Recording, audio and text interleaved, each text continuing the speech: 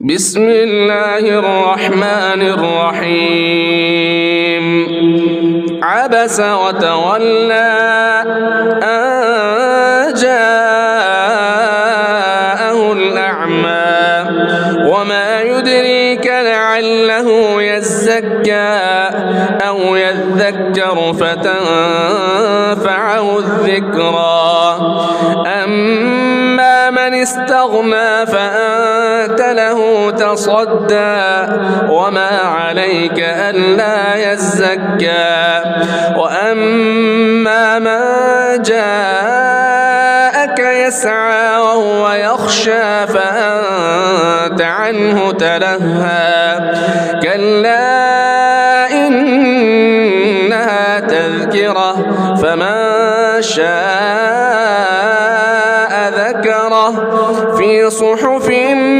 مكرمة مرفوعة مطهرة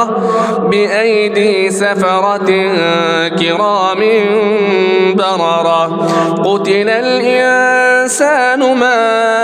أكفره من أي شيء خلقه من نطفة خلقه فقدره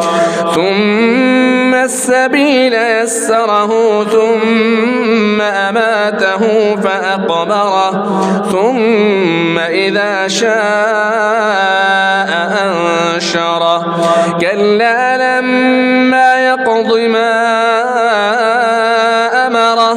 فلينظر الإنسان إلى طعامه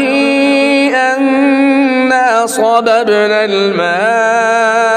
صبا ثم شققنا الأرض شقا فأنبتنا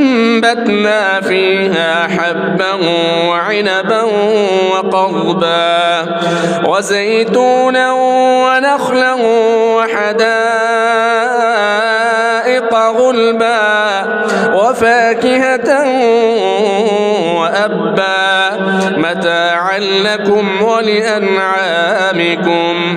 فإذا جاءت الصاخة يوم يفر المرء من أخيه وأمه وأبيه وصاحبته وبنيه لكل امرئ منهم يومئذ شأن يغنيه وجوه يومئذ مسفرة ضاحكة مستبشرة ووجوه يومئذ عليها غبرة ترهقها قترة أولئك هم الكفرة الفجرة.